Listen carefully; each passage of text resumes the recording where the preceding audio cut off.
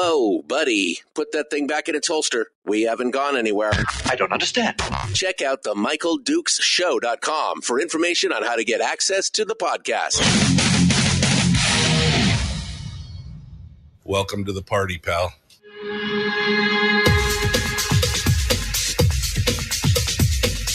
The Michael Dukes Show. The greed and the entitlement is astounding to me.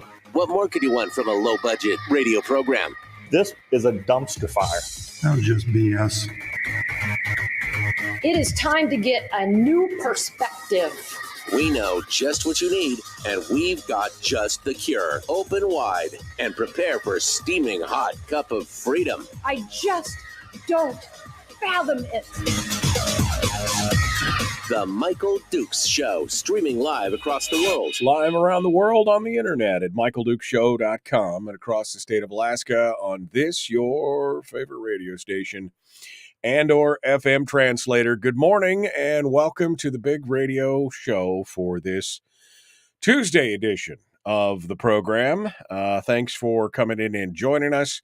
Ready to go on the hunt here and do some stuff and things. We're going on the deep dive today.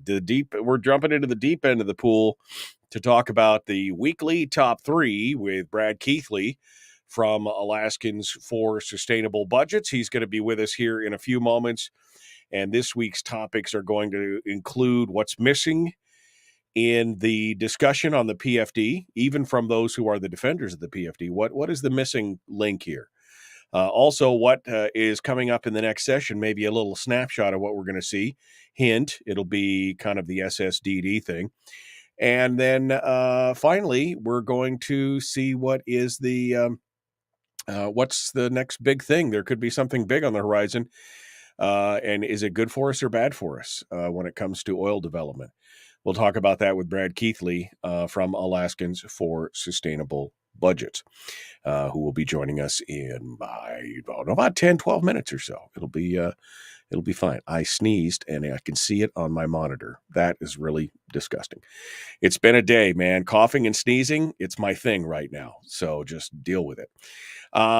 Then in hour 2, we're going to be jumping into it with Chris Story, the man from Homer, who hopefully, although he may not have the cure for the common cold, he may have a cure for what ails you in your heart and in your mind.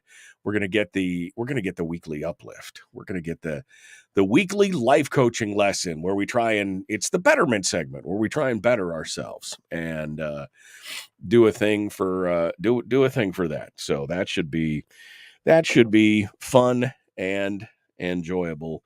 That's coming up in hour 2. And in between, we'll be filling it in with my thoughts and discussions, some headlines, and maybe even some phone calls from you. We'll do it as well. So welcome back. A little bit better today than I was yesterday. Still, you may hear some pauses throughout the show today as I try to either sneeze or cough my way into health. So I apologize if you get some moments of dead air. It's going to happen, especially since the more I talk, the scratchier it gets in the back of my throat. But just be aware, I'm here, I'm good, everything's thumbs up. Better than I was on, it's better every day. Better every day. That's a YouTube channel, Better Every Day. All right. Let's take a look at some of the things that are coming up today and this week. I don't know.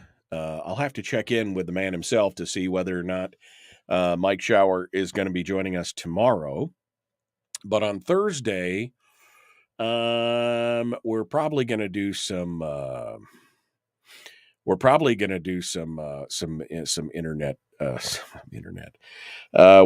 to do some firearms things on Thursday because I have, between being sick and everything else, I've decided I'm taking Friday off because Monday, Tuesday is a holiday. I mean, Tuesday is the 4th of July, right? But what employer is going to make I don't know. I've closed the radio stations for Monday and Tuesday. So that's a 4-day weekend. And I thought if I was really sneaky, I'd take Friday off and then have a 5-day weekend. And why not? So that's what's happening.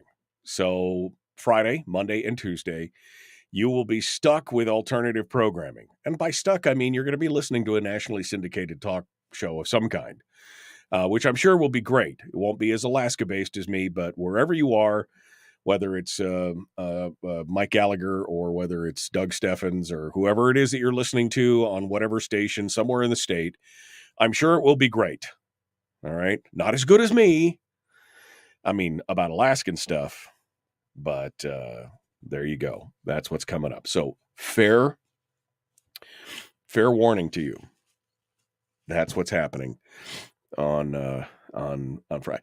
I tend to do that so I don't have to take a whole week off, because when I take a week off, boy, stuff really gets tough. I have my studio is in my house. Who's going to come in and do my show in my house while I'm here sleeping? Nobody is going to do it. One of these days will be a real radio show, and we'll have like an office with a studio in it and everything else. And I could have some host come in and help out, some guest host. We'll have Brad Keithley come host it or something, or maybe one of you or Chris Story or somebody will come in and host the show. It'll be fun. Anyway, so welcome back to the program. Let's get our things on. Stuff and things. That sounds interesting. It's stuff and things. Sorry, you Walking Dead fans will know exactly what I'm talking about. All right, let's head to the headlines here and talk about a couple quick things here before we go too far. I'm probably going to have to get back into this later on because I don't have enough time to explore this fully. Let me just say that I'm becoming more and more disappointed with Dan Sullivan. Every time something else. Now, there's things that I agree with on Dan Sullivan. Very strong on defense and defense spending. We should be doing that. But, sometimes he just opens his mouth and the weirdest stuff comes out. So let me highlight that for just a second. First of all, there is the notice that Alaska is set to receive $1 billion in federal funding to create affordable high-speed internet services from the U.S. Department of Commerce. They announced that yesterday. Nearly 90,000 homes and small businesses lack access to high-speed connectivity, and so therefore they're going to spend $1 billion, which we can argue about whether that makes sense to begin with. First of all, hello, has anybody heard of Starlink? Second of all, I mean, you wouldn't need $1 billion, but what do I know? Secondly, Sullivan then went on to talk about something else. He highlighted the announcement at the press conference with U.S. Surgeon General Vivek Murthy, where they urged action and awareness about the nation's youth mental health crisis. He said that as the internet access expands, there's needs for policies to protect the youth from adverse mental effects of social media, and he's now calling on the government to come in and regulate big tech more strictly at the national level. Dan. What? I mean, why? What, do we really want the government, as inept and as enormous and as just overall ponderously stupid as it is, do we want them trying to regulate tech companies out there to model them after something that the government wants? Look, there's this thing called parents. And yes, not all parents are perfect. Not all parents are great. Some are not even good. But overall, parents can have a big idea of what's going on with their kids. We don't need government going in there and regulating, the Facebooks, the YouTubes, the Googles of the world for whether or not, because there's and Reason has a whole breakdown on this about how this report from the U.S. Surgeon General is really kind of a boondoggle.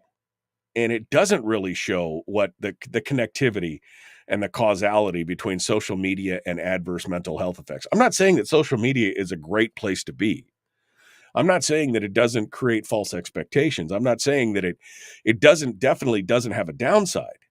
I'm saying, do we need government to go in? Because they've done such a bang-up job with everything else that they've been working on all this time. I mean, come on. Come on. Really, Dan? This is the flag you're going to carry onto the battlefield?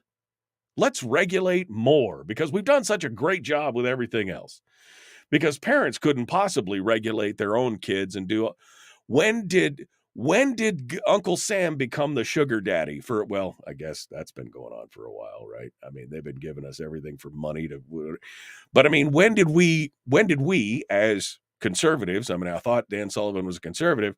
When did we decide that was a good idea? So that's the first story, and I haven't expounded on that as much as I'd like to. But then there was a letter to the editor in the ADN, talks about what you get when you fully support public education. Do I have enough time? I really don't. Oh, I wanted to get into this letter so bad. Because let me just read you the first paragraph. There are many excellent results that may be achieved by fully supporting public education, which is why it's so important. If public schools were adequately funded, they could hire and retain more qualified educators, give kids access to the most innovative curricula in teaching schools, and expand their academic assistance offerings to those who need them most. Students' academic performance may improve if their schools have adequate funding. Okay, so let me just point out a couple things in here. First of all, these excellent results may be achieved. Student academic performance may improve. And the first thing they talk about, if schools were adequately funded, they could hire and retain more qualified educators. What is this really about? Well, it may improve the outcome. It may do this, but I'm guaranteed we'll hire more qualified educators. So is it really about the children? Is it if they may, oh man. I mean, seriously, this is what I do not have enough Sudafed on board for this whole thing. I'm telling you right now. All right. We got to go. The Michael Duke Show. Common sense, liberty-based, free-thinking radio. Brad Keithley is coming up next. He's going to do a lot more of the talking than I am, so that'll be good for today. Yeah. I think you probably think so, too. That Dukes guy won't shut up. Back with more right after this. The weekly top 3 up next.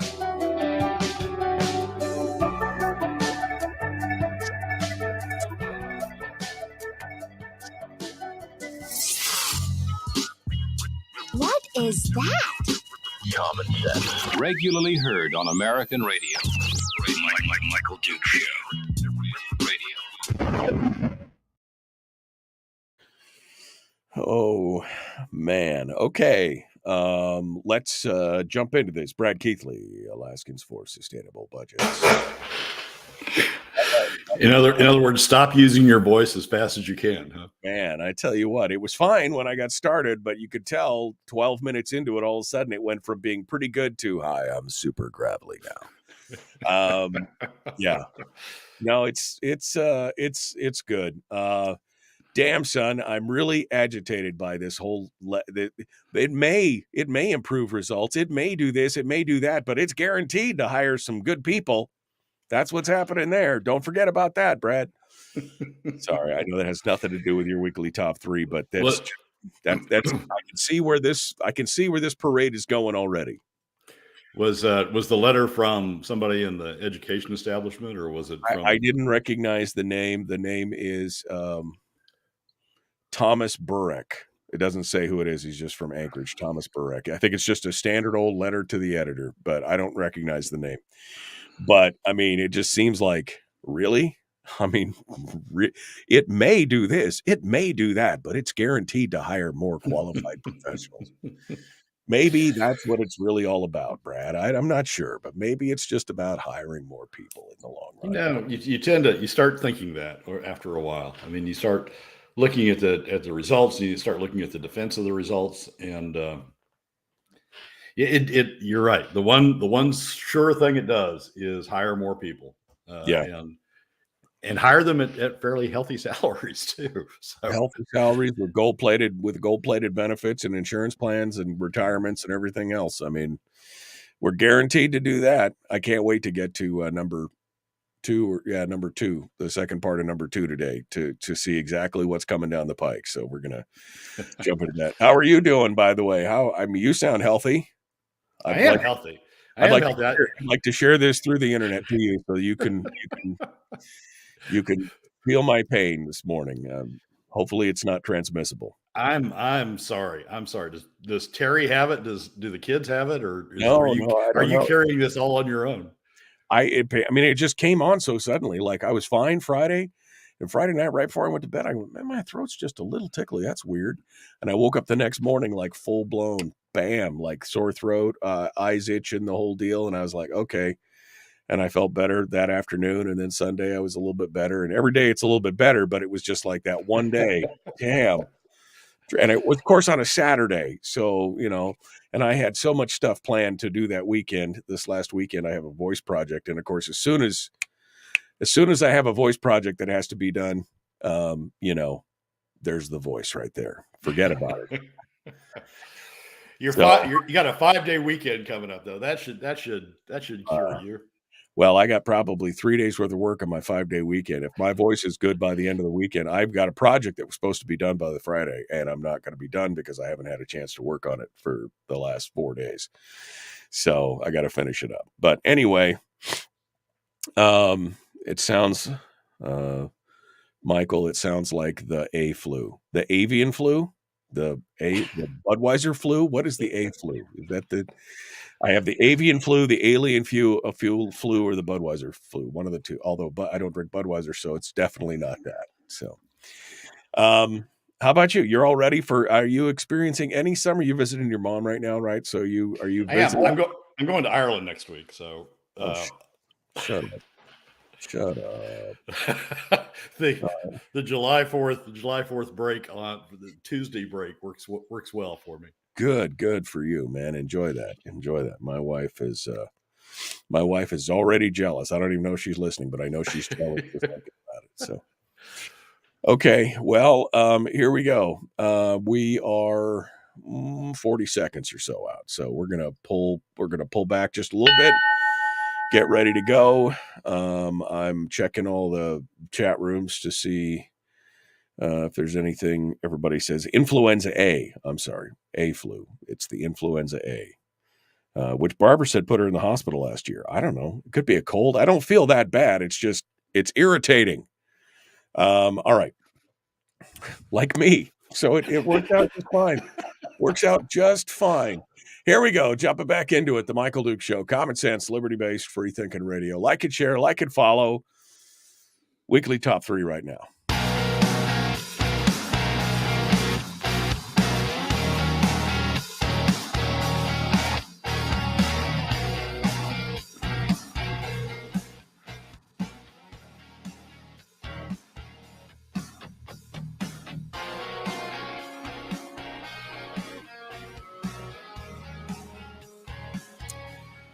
All right, we're ready. What's happening? You guys ready? Let's dive into it for the weekly top 3.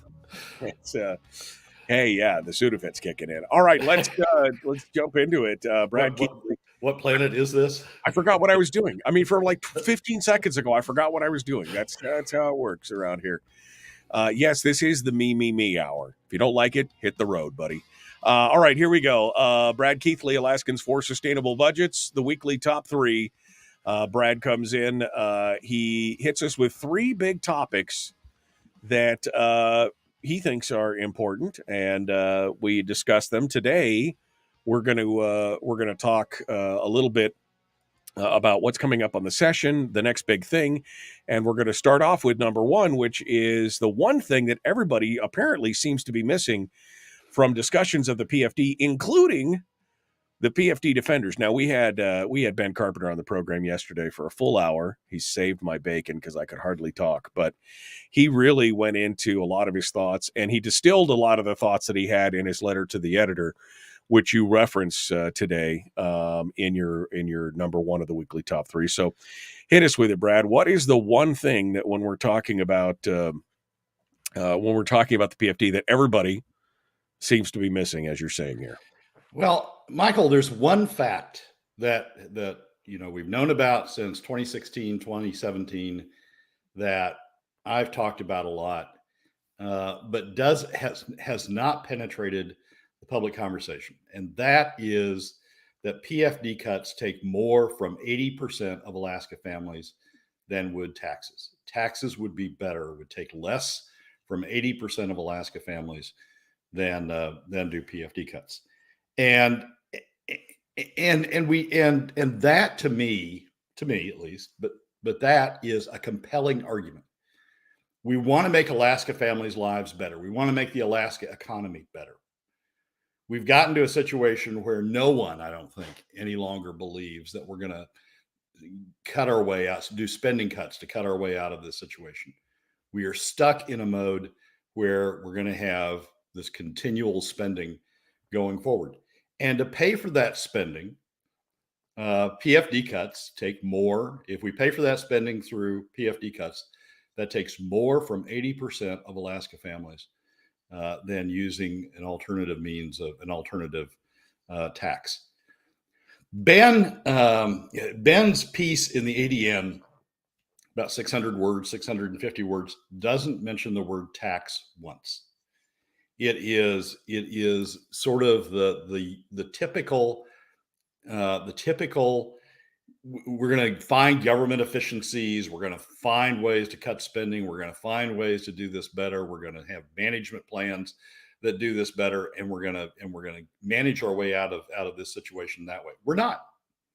We saw that in 2019 when the governor tried to do exactly that, and the pushback that he got as a result of that. It's not changed at all. The spending keeps going up. Ben talked yesterday about operating spending going up 11% since he's been in office. Right. That's not changing. And right. so the focus to me should be on how we're going to pay for it. And paying for it the way we've been paying for it through PFD cuts hits 80% of Alaska families. It's not just Ben. I mean, the Democrats don't even talk about this. I would think.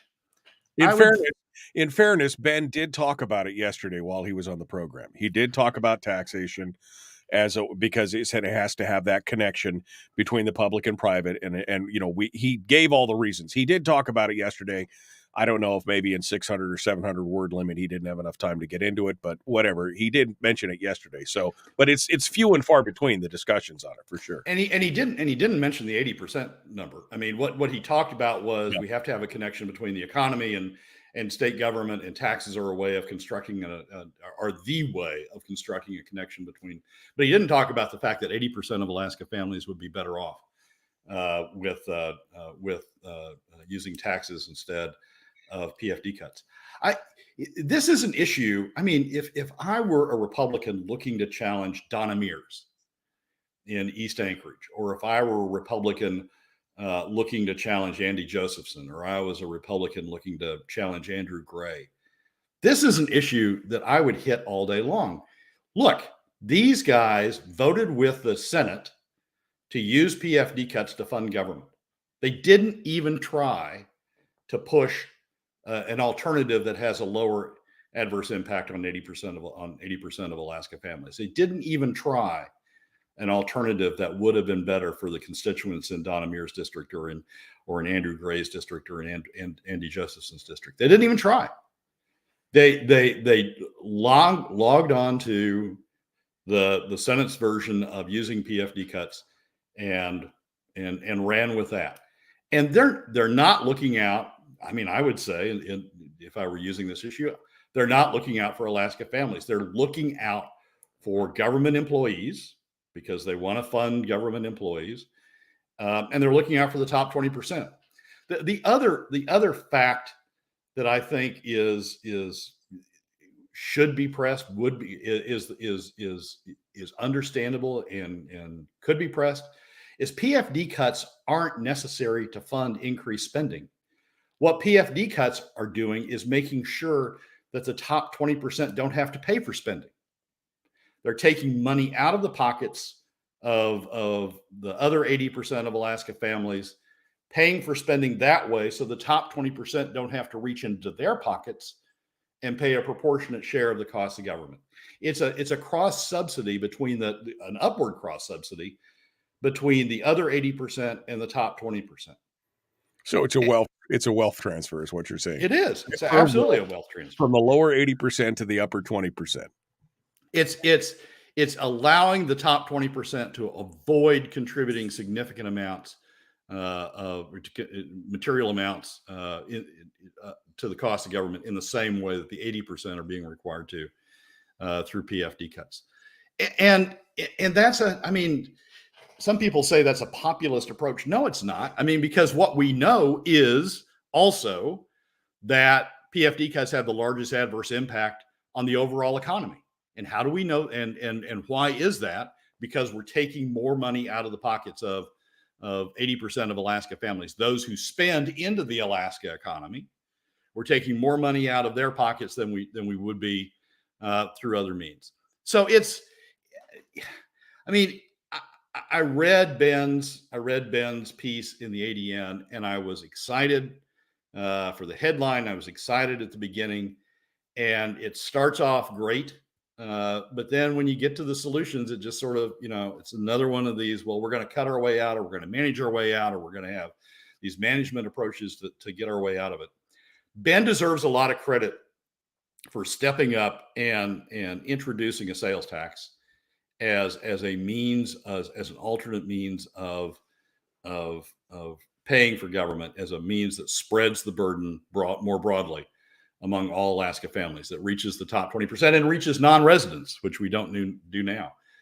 He deserves a lot of credit for that. But then he just sort of, it's like he doesn't really believe in it in a way, because when you get to the op-ed and the ADN that a lot of people are going to read, it just sort of disappears. It isn't in there. So I don't get it. It is an issue that is explainable. It's an issue that's understandable. It's an issue that aligns Republicans, aligns those who articulate the issue in that way, aligns them with 80% of Alaska families, aligns them with the overall Alaska economy, and shows a way forward that, if we're going to continue to spend, balances the spending, balances the responsibility for the spending, includes non-residents, reduces the burden on Alaskans by 7 to 10% by getting a portion of the revenues from non-residents. It is a clear-cut issue that I think is the defense of the PFD. Yet the defenders don't do it. The defenders don't use the issue, don't use the approach. And even, as I say, even the Democrats don't use the approach. So we're doing it to ourselves in a way. Well, and in part, this is part of the whole Republican campaign from a certain group and breed of Republicans over the last few years that basically have all said, don't give us a tax and then give us the PFD, because you'll just be taxing us for our PFD. Instead, just take the PFD. That's what that's kind of the argument that, in a nutshell, that's been coming out of a certain group of Republicans. Not shrink the size and scope of government, not be more efficient, not all the cutting aspects and cutting language that we use here on the program, but instead they said, well, if you want your PFD, it'll be small because otherwise we have to tax and blah, blah, blah.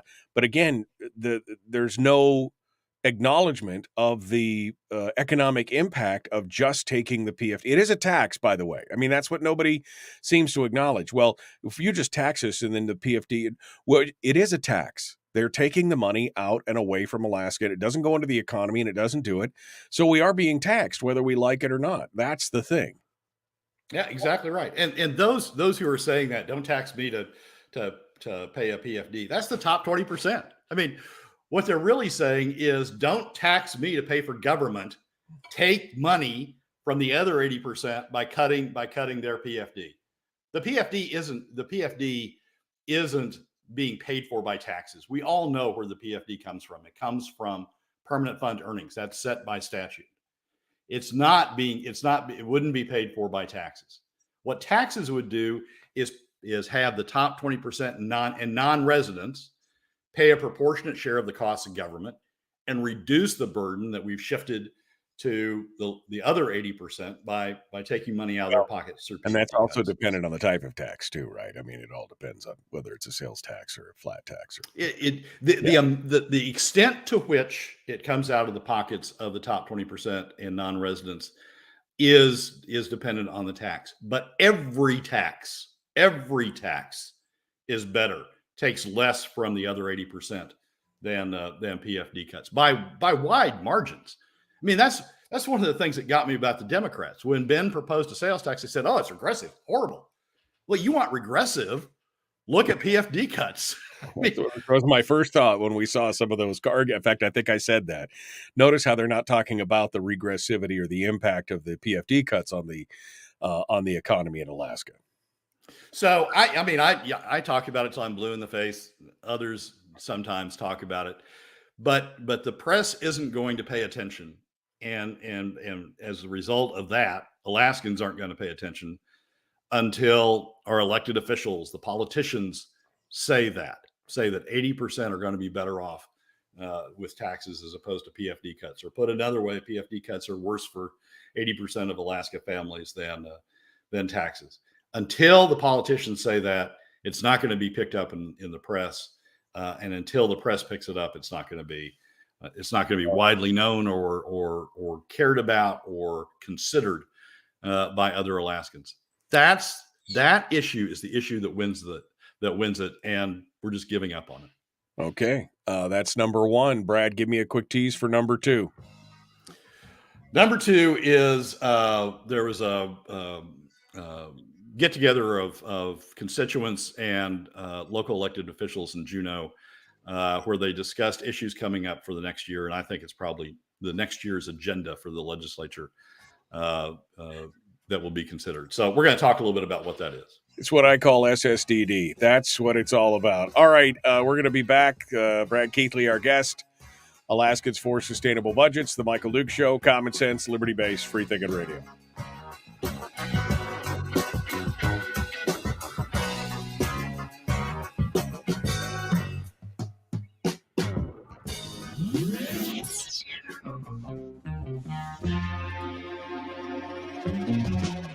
Running on 100% pure beard power. Oh, also some coffee.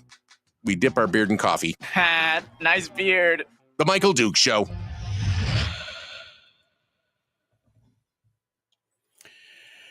Okay, Brad Keithley, Alaskans for Sustainable Budgets here in the chat room.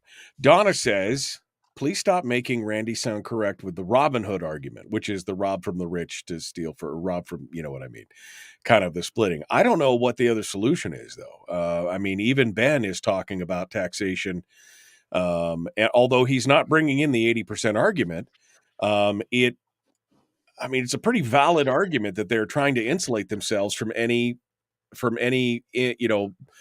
real way of having to pay. I mean, if they get a sales tax, I mean, that's very limited. That's a limiting factor in and of itself, because it'll have some kind of overhead limit and it'll have a max out at, whatever, $1,000 or $10,000 or whatever it is.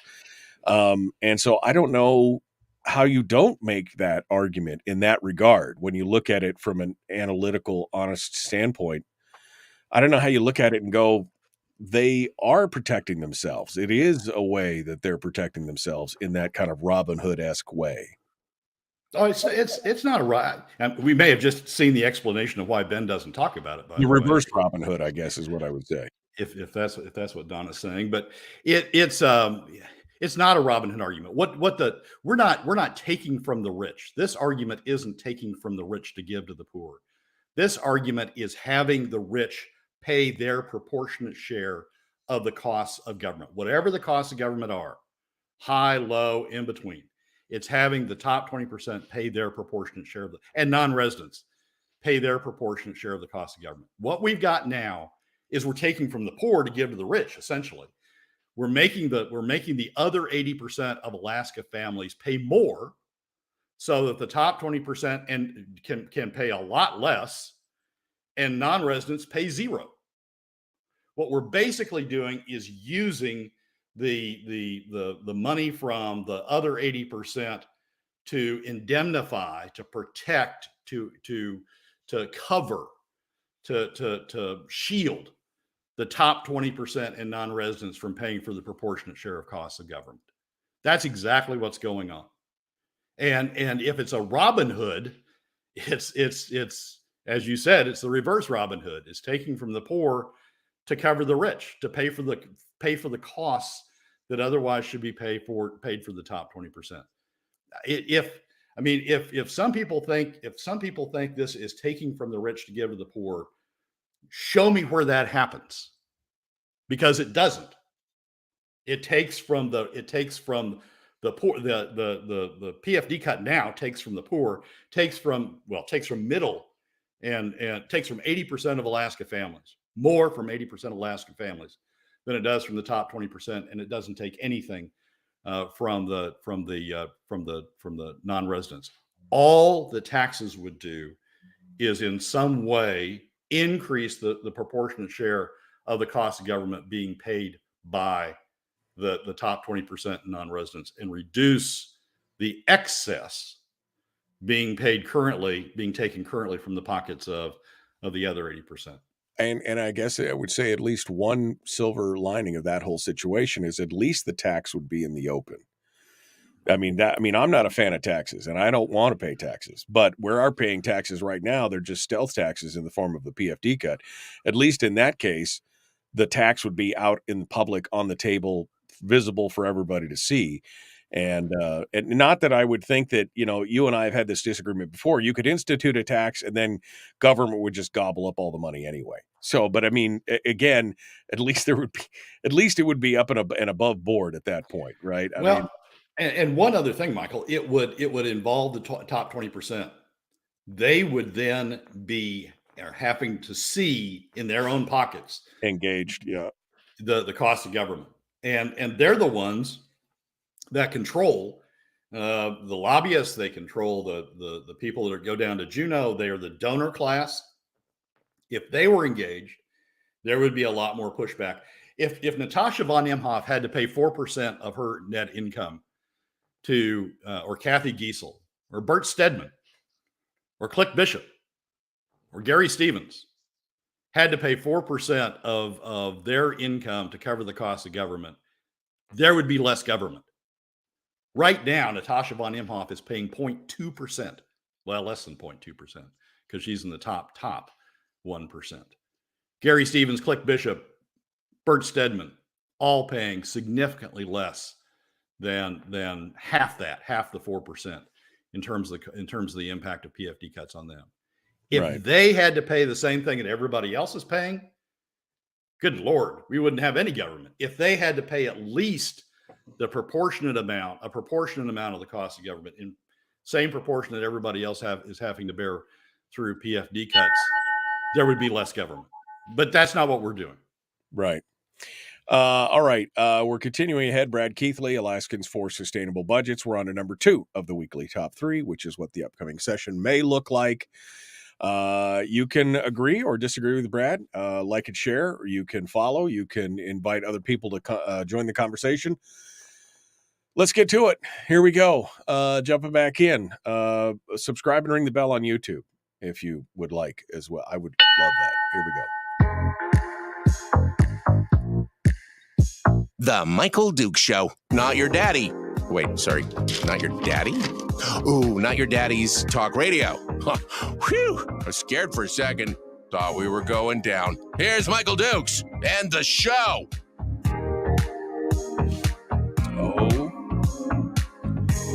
Okay.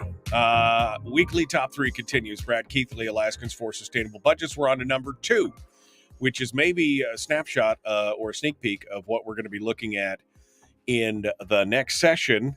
Brad is referencing an article in the Juneau Empire where they're talking about local legislators putting together this year's achievements and looking for next year's goals. And, it's interesting. I guess SSDD is what I keep saying, but that seems to be the theme. Brad? SSDD is same story, different day. Same stuff, different day. Yeah, that's the politically correct version. Same stuff, different day. I thought we were off in some psychological No, it's the same stuff. categorization there. It's Groundhog Day, Brad. It's Groundhog Day. That's what it is. Well, so the Juneau delegation, Andy Story, Sarah Hannon, and Jesse Keel had a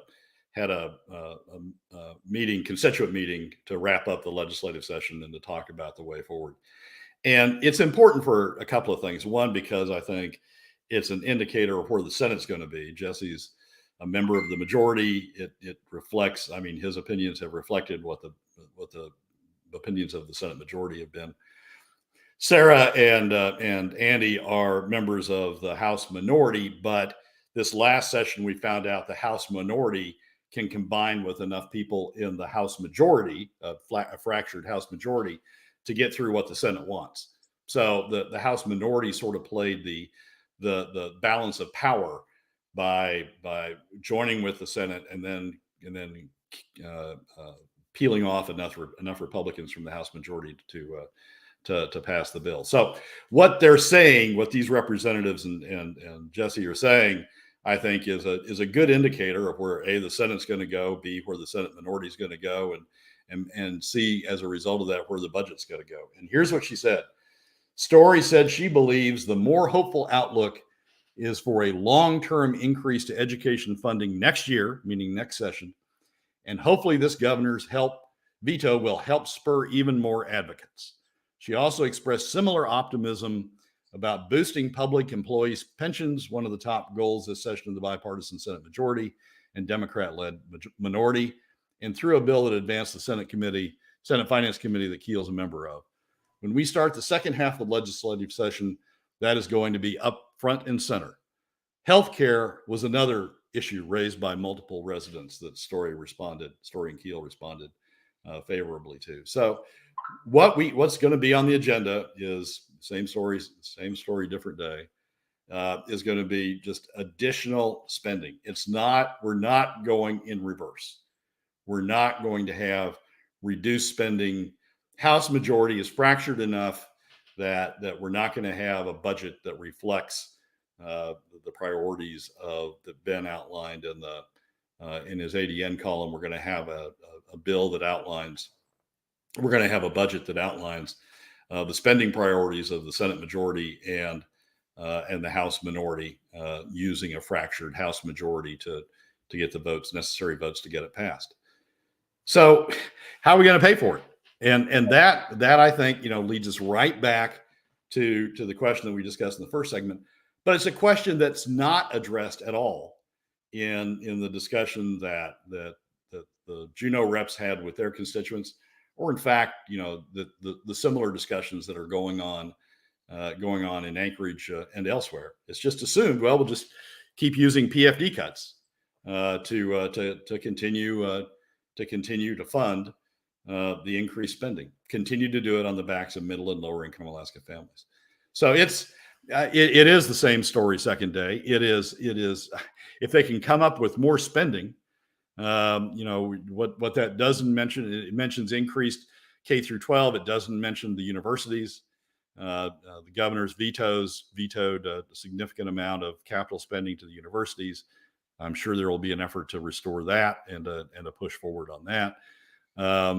Doesn't mention defined benefits beyond teachers, but I'm sure there's going to continue to be the effort to expand the role of expand the availability of defined benefits beyond the public safety officers where it started and beyond the teachers now to include all state employees. So we're headed into an environment where spending keeps going up and up and up and up. And and the question really that confronts us is how we're going to pay for it. And if we don't talk about alternative revenue measures that are lower, take less from 80% of Alaska families, if we don't talk about alternative revenue measures, it's just going to be more and more PFD cuts. I mean, you're just going to be the PFD defenders are going to be sitting there, in front of the Mack truck, trying to stop the Mack truck and just keep on sliding back and back as the Mack truck keeps pushing forward, as the spending Mack truck keeps pushing forward. If you don't talk about alternative measures, it's just gonna be the same thing over and over and over, more and more PFD cuts. But the bottom line is that it's always more and more, Brad. Even if we have new measures, I mean, again, this is my argument. Even if we have new measures, they just all, it's government expands to fill up and consume all available resources. This is what we're talking about. I mean, this is the thing that nobody's talking about in any of the things that you just laid out. And you're right. They're like, oh, we're going to increase, we want more child care spending. We want more healthcare spending. We want more education spending. We want all this spend. And it's exactly what Ben was talking about in his piece. The PFD will be consumed. The PFD will be completely consumed in the next 2 budget cycles. And then they'll look around like, oh, well, you Alaskans have got to pay their fair share anyway. So there's going to be more taxes on top of it. I mean, it's almost an inevitability.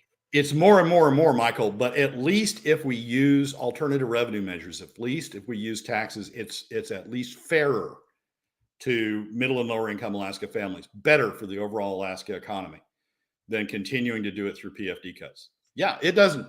It may not slow the growth of spending. I believe it will slow the rate of growth by getting the top 20% engaged and pushing back on spending. But at least it will be fair. At least non-residents will pay something. Right now, they're paying nothing. 7 to 10% of Alaska spending could be borne by non-residents. 0 is being borne right now. At least the top 20% will pay a fair share. I can see the logic behind that. I definitely can see the logic behind that. Let me play devil's advocate for a minute, because I see this probably at least once a week when we talk about this. What about the taxation in places like California and New York and places like that, where the taxation is already there? It's broad, it's heavy. Are those people more engaged? Are they more engaged than what we have here? Now, it's a little bit of an apples and oranges comparison because they draw the majority of their revenue for their government from taxation. We get it mostly from the oil and the revenues and the investments. But I mean, how do you answer that argument of these people aren't engaged? How would we become more engaged in that regard? Are you going to seriously sit there and tell me that Natasha von Imhoff, Bert Stedman, Gary Stevens, Click Bishop wouldn't become more engaged in spending levels if they had to pay 4% of their income?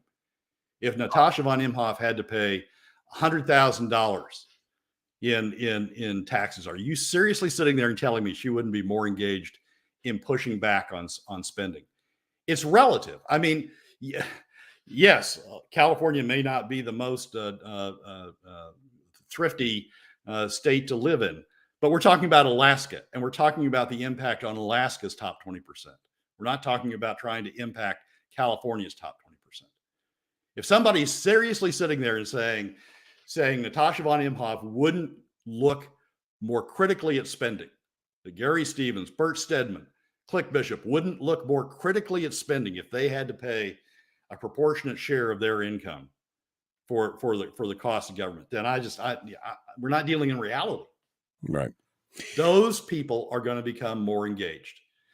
The people who write the editorials, the people who own the companies, the people who, the Jim Langdons, those people are going to push back on spending more if they have to pay a proportionate share of it. Let's move on to number 3. We got about 4.5 minutes here. Number 3 is the next big thing, ? Is it a big thing? Is it something real? Is it what's going on here? You're talking about new development by Hillcorp. So there's a holy grail in the Alaska oil field, and the only holy grail has always been UGNU. It's a formation that stretches across a broad share of the North Slope. It's like it's the consistency of it is like molasses. It's very thick. It lies near the surface, so it's very cold. But there's a lot of oil. There's a lot of it. There is as much in the UGNU formation, 23 billion barrels of oil, as there is in Prudhoe. The original Prudhoe field is about the size of the original Prudhoe field. But try as they might, Alaska, the oil producers have never been able to tap into it. And the reason is it's so thick. The consistency of it is so thick that you can't get it to produce. It won't come up the pipe. There's been some discussion over the years of trying to mine it. in a way that, to some degree, the oil sands in northern Canada, northern Alberta are mined. There's been other proposals on how to deal with it. But if we could ever tap into UGNU, it's like we've opened another Prudhoe Bay on the North Slope. We're not talking about a new field. We're not talking about step out development. We're talking about a formation that underlies the existing producing areas and being able to produce from that. There's an article in the Frontiersman, Tim Bradner, who writes a lot on oil issues, has an article in the Frontiersman talking about some research that's going on at the University of Alaska Fairbanks that seems to be promising in terms of being able to tap into the UGNU field. It's the addition of polymers into the substances injected into the molasses type oil to get it to be thinner and to flow. Now, it needs a lot of things to be able to work, but the promise of tapping into UGNU is a big deal. If we're able to do that, if this research and this effort would lead us to tap into UGNU, we're in a whole different category of production than we've been in for the last couple of decades. So it's not certain. I mean, we've talked about ways to get into UGNU before. I remember going back to the time that I first became active in Alaska in the 1990s. There was some theory about how we might get into UGNU. There's been a lot of different discussions over the years. None have really panned out very well.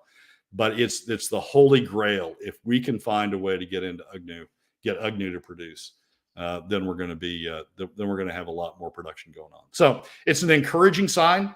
It's one that I think people ought to be aware of. It's one that people ought to be supportive of, and hopefully it will lend some results. Interestingly enough, even though the primary beneficiary would be Hillcorp's not spending a dime on this research.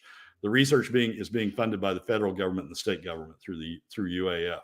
So we'll see how this works out. But it's a big deal, and one that from an oil standpoint we ought to be. If you can crack that open, because it's not just UGNU. A lot of fields have this heavy stuff, right? That they can just move, or is UGNU the primary field quickly? Well, UGNU is the formation. So I mean, Prudhoe has UGNU in it.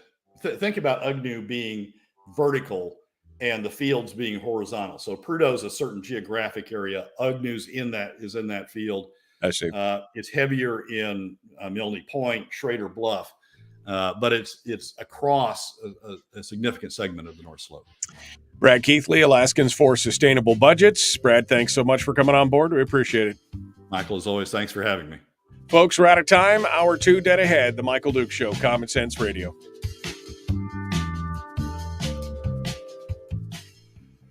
I mean, that would be a huge thing because there are other places where that heavy, sticky molasses-type crude is available. And if they're able to break that cycle, like you said, I mean, if it's a whole new Prudhoe Bay style thing, that could be a significant amount of revenue for the state and other things. Yeah, UGNU is significant on state lands. So it's significant underneath Prudhoe. It's significant underneath Milne and Schrader Bluff. And I'm sure it extends over into Anwar and comes on federal lands. But it's a huge source on state lands. And it's not, you don't have to step out your geographic footprint. Because as I said, think about fields as being vertical. UGNU is horizontal across these fields. So it's not like you don't have to go step out from Prudhoe and go someplace else, or step out from Alpine, or step out from Milne and go someplace else. It's right there. It's underneath. It's in those. They have to go through that formation to get the oil that they're pulling right now. So it's not an underlayment. It's almost an overlayment of what they have right now. They got to punch through it to go through. So now if they could draw that, I mean, many fields could benefit from that if they could be able to use it. Yeah. So we're not talking about, unlike Willow, where we're talking about a step out and we're talking about new geographic areas, and we're talking about having to get a bunch of permits to get us into the new geographic areas and to build infrastructure in the new geographic areas and do all, incur the expenses of new geographic areas. This is in the existing field, in the existing fairway. It's just a question of being able to find the mechanism to be able to produce it. And if the polymer research that UAF is doing bears fruit and reduces the thickness of the oil in a way that we can produce it. We've got a whole new layer. There we go, a whole new layer that we can tap in and produce. And it's huge, 23 billion barrels. I mean, just to keep in mind how big that is, it's as big as the original Prudhoe field. You can't produce all the 23 billion barrels. We started out with a target of producing 40% of Prudhoe, of the 20 some odd billion barrels in Prudhoe. We're now up to 60 or 70% through the enhanced production techniques that we've developed over time. You would start, if we even got 40 out of UGNU, that's a huge number, right, in terms of its productivity. So big deal, big potential, not a big step out, but something important.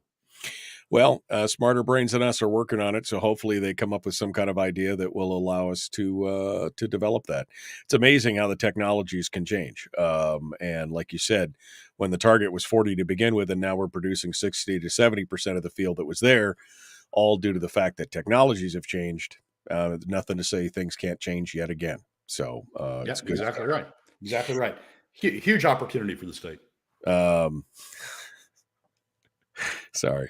Harold says, spare us. The heavy oil isn't going anywhere. I know this because he was the same guy that said 40% I'm sure was going to be developed, and that was it, instead of now 60 or 70.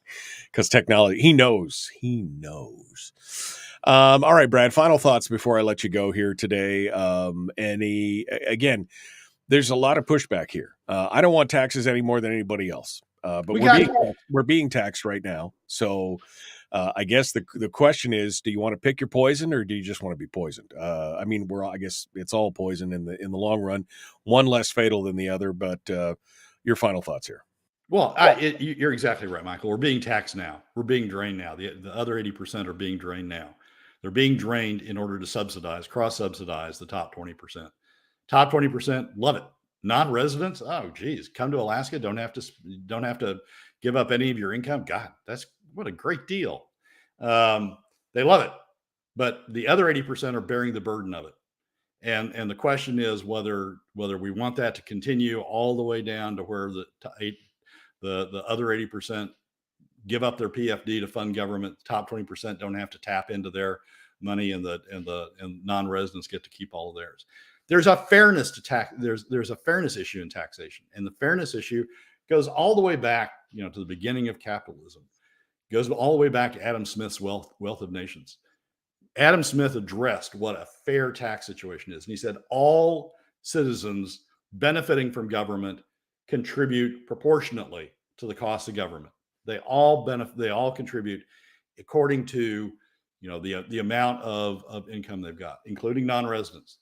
That's a fairness issue. Everybody chips in.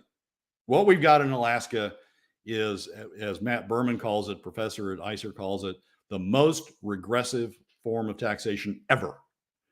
And we're shifting the burden to middle and lower income Alaska families, letting the top 20% non-residents off the hook. I mean, that's the issue. Do you want to continue going down that road where we're taxing the other 80%, so the top 80 more, tax essentially a surcharge on the other 80%, so the top 20% get off the hook? Is that the road you want to continue going down? There are better ways to do it, fairer ways to do it, fairer ways of taxation, and we ought to be doing them. Lisa and Gary, I think, summate what we've been talking about all day today. Realistically, this state will eventually have taxes, income and sales taxes. I mean, we have taxes right now, but eventually when that money is gone, which could be as little as 2 budget cycles from now, then it'll be, why don't we pay our fair share kind of thing? That'll be the argument. And the question is, do we want to give up the PFD? Do the other 80% want to give up the PFD and then pay taxes on top of it?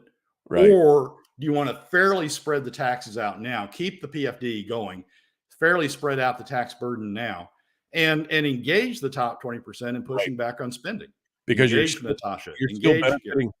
still benefiting the economy by distributing the PFD. You're engaging and benefiting the entire economy. Even if you had taxes on top of it, the benefit of turning that money 6 or 7 times would still be greater in the long run, even if you did have taxes at the end. All right, Brad, we're out of time. Thank you, my friend, for coming on board and joining us. As always, good to talk with you. Michael, as always, thanks for having me. We appreciate it. All right, folks, we're coming down to it, getting ready to go. The Michael Duke Show continues. Hour 2 is dead ahead. We will return. Your home for Common Sense Radio. Here we go.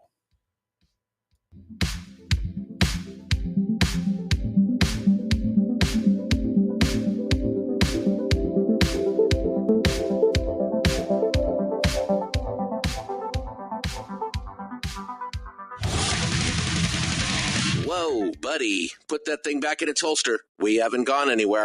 I don't understand. Check out the MichaelDukesShow.com for information on how to get access to the podcast. Welcome to the party, pal.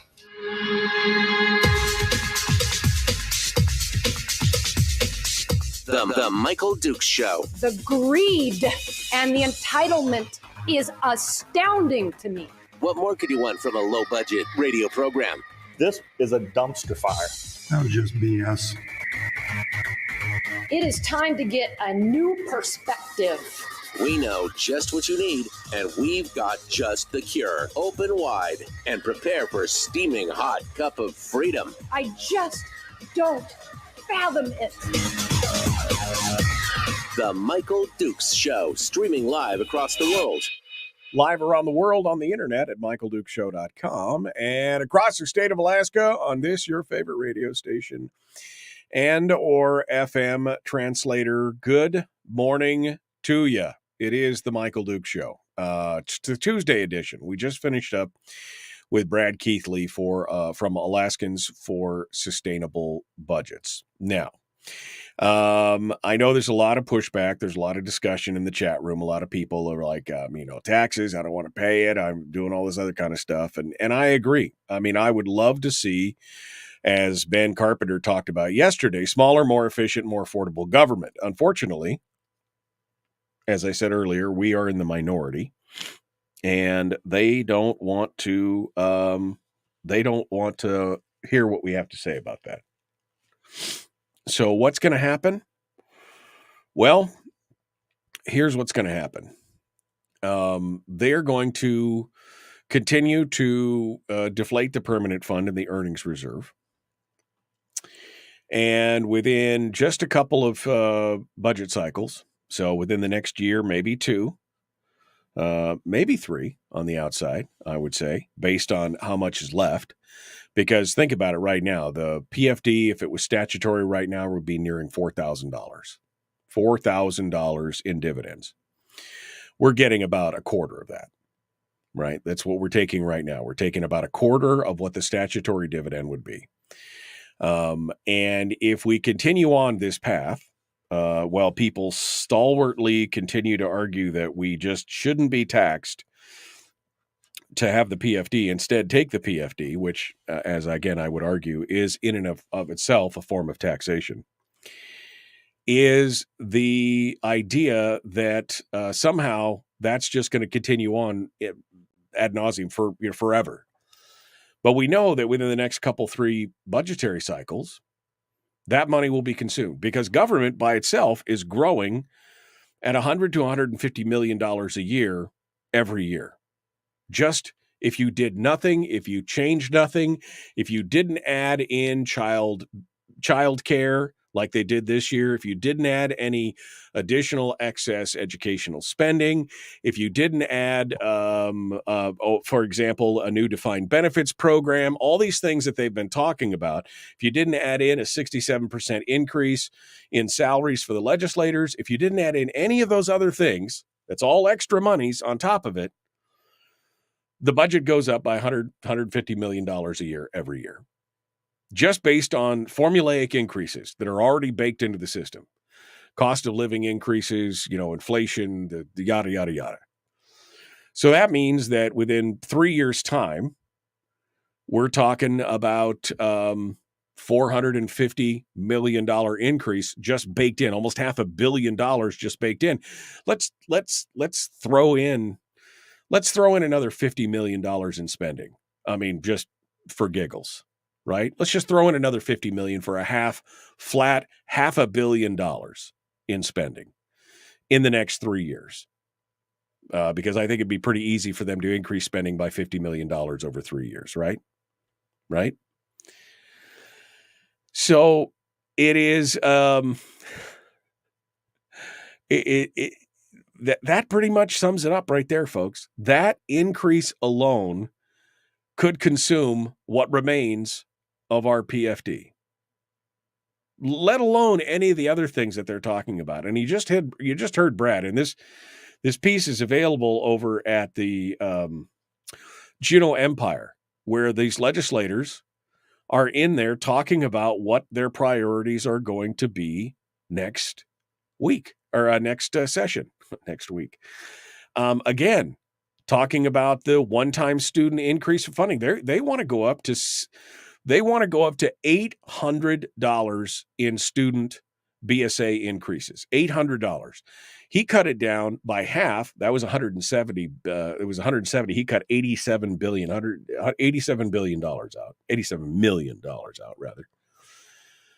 And so, but if they had gone all the way up to the $800 mark, well, that's another $200 million on top of what he didn't veto, right? That's another $200 or $300 million. Then you got more child care discussions. They want to go front and center on the defined benefits program, regardless of what the actuals and the fiscal reports are saying. You didn't really see many of the fiscal reports around the fiscal notes around the defined benefits program, quite honestly, because they don't really want to talk about that. Even Bert Stedman is like, whoa, we need to see what the actual numbers turn out to be, because what we hear from people like Jesse Keel and others is this pie in the sky. Oh, if we do this, it won't actually cost us any money. It'll actually save us money. Kathy Giesel's bill not only provides a defined benefits program for the teachers or for state employees, it's essentially for almost all government workers from the state level on down inside the state of Alaska. So state, university, municipal workers, everybody, non-federal, no, just state employees on downward. Doesn't count the federal ones, but state employees on downward. It would put another 50,000 people in the defined benefits program, which is going to cost you, which is a guaranteed, they've got to pay it regardless of the money is there or not. You want to endanger the corpus of the permanent fund. There's a good way to do it right there, but they want to do that. So yeah, here it is. We are being taxed right now. And I'm not happy about it. Brad's advocated for a flat tax, which if I had to look at all the taxes that are out there, probably the least painful of all the taxes out there. Still painful, still unappetizing and unappealing to me, but better than the stealth tax they got going on right now that is affecting a huge amount of the middle and lower class. It's still better because at least it's above board. Now, I hate this because basically it makes me have to advocate for a tax of one form or another, although we are already being taxed. I don't know how to put that any more clearly. They are taking the money that was set aside by statute as our payment as owners of the state. They're taking that money and they're just using it for state government without our, basically without our consent. Now they'll say, well, you got your legislators and your legislators they've got your consent. They're holding your marker and voting on your behalf and yada, yada, yada. But that you're essentially just and it's going to go away. See, that's the thing. In 5 years from now, I guarantee you, we will have some other form of tax. The PFD, if we continue down this path, the PFD will be gone for you, for your children, for your grandchildren. There will be no more PFD. It will all have been consumed by government. It won't be the 25/75 codified plan. It will be the 100% plan. And then they'll come to us and look us squarely in the eye and with a straight face tell us, well, we really need to pay our fair share. We have been without taxes. Every other state in the union's got taxes. We need to have taxes now too. So not only would they have taken the PFD through the taxation and consumed it all and utilized it for government, then they're going to come back to you and look you in the eye and say, well, now you need to pay more taxes. Now, whether it's a sales tax or an income tax, progressive, flat, whatever, it'll be another tax. So as both Brad said and Ben said on Monday, what do you want? Do you want a scenario where we basically let the PFD slide into a slow, quiet, miserable death over the course of the next 2 years or 3 years, and then have taxes on top of that?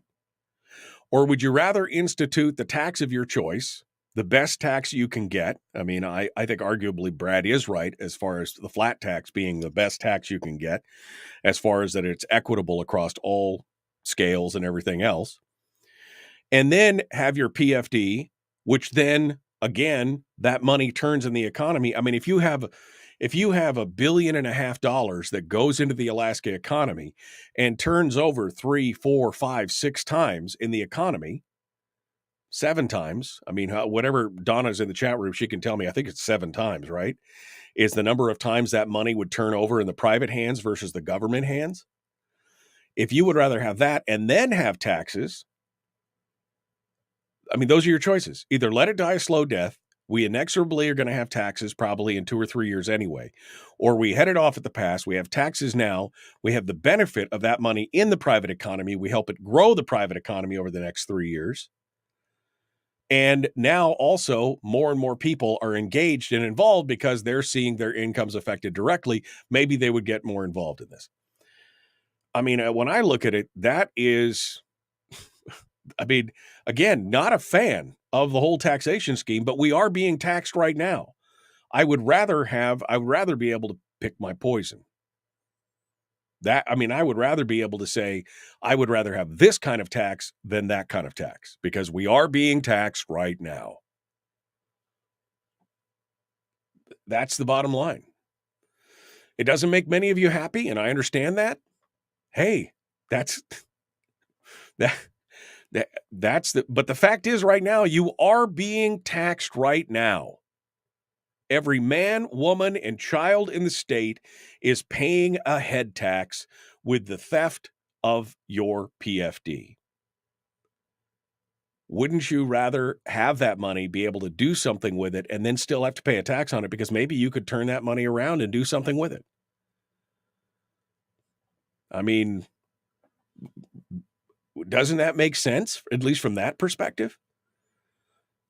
I mean, again, it's not like I'm advocating for something new, because we are being taxed right now. We are being taxed right now. Wouldn't we be better off choosing the type of tax, getting that money, utilizing it ourselves, bolstering the economy, and then again, putting a little bit more accountability into government? I think it makes more sense than what we're doing right now.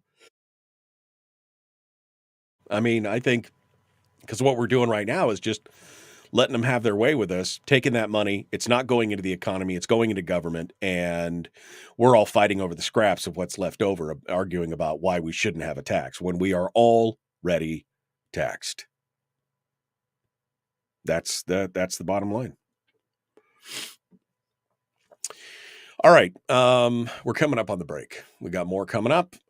Chris Story is going to be joining us. We'll continue the Michael Duke Show, common sense, liberty-based, free thinking radio.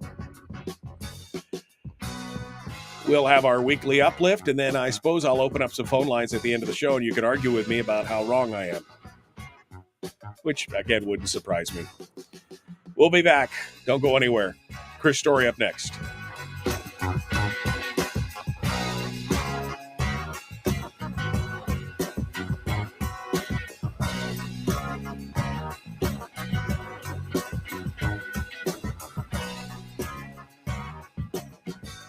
We're broadcasting live through a series of tubes, allowing all of these entities to provide streaming stuff going on the internet. Well, it's kind of hard to explain. Sorry.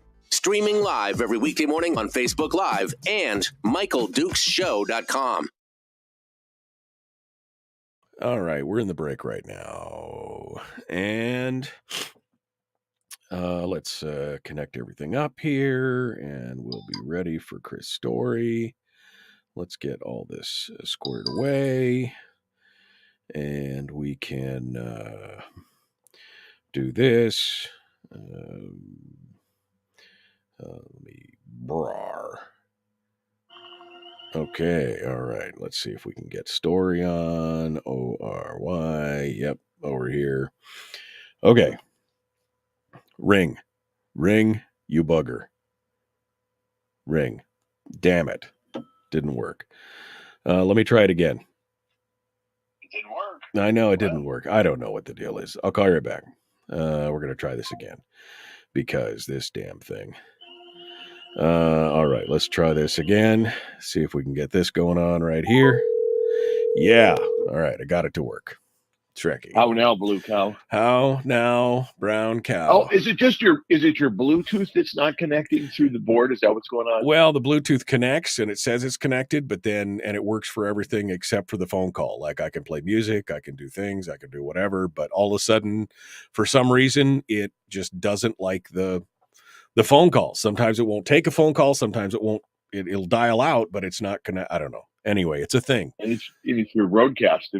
Well, I've already swapped the Roadcast once over this. I already swapped it over this one time. It might be my phone. I don't know. It might be a phone issue, but it might be somebody in the Juneau legislature that's just messing with you. But I don't want you to be paranoid about it, Michael. But they might be after you. Yeah. Well, I mean, it's possible, I suppose. I mean, it's. I think it is. It's more. How are you, my friend?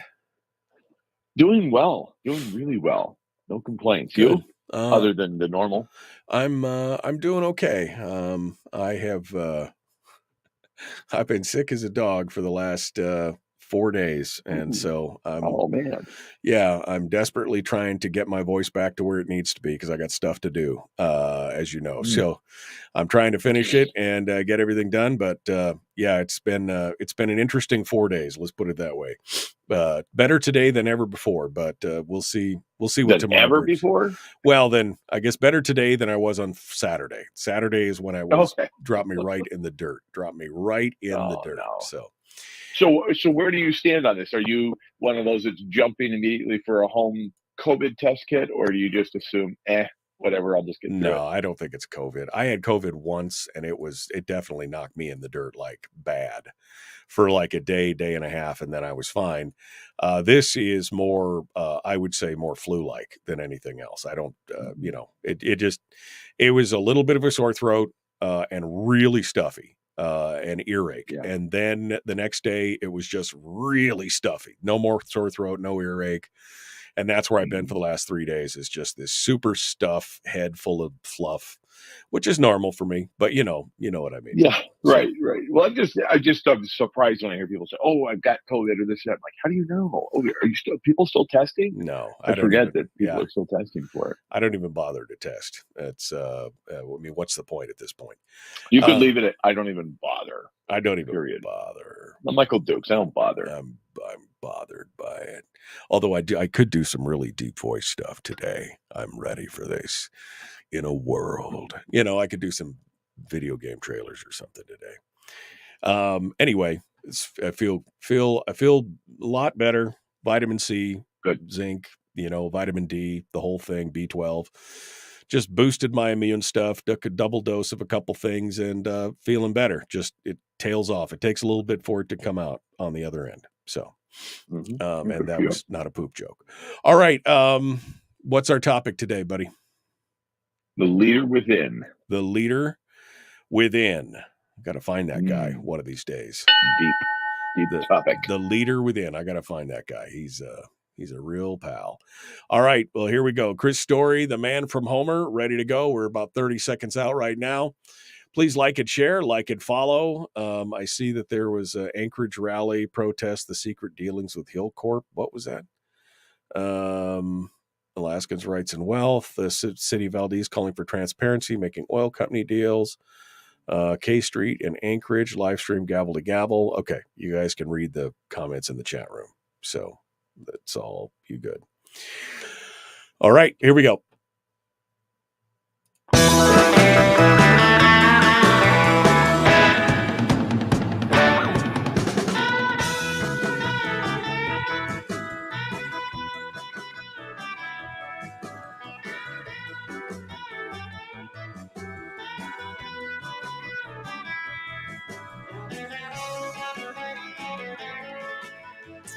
Okay, let's do it.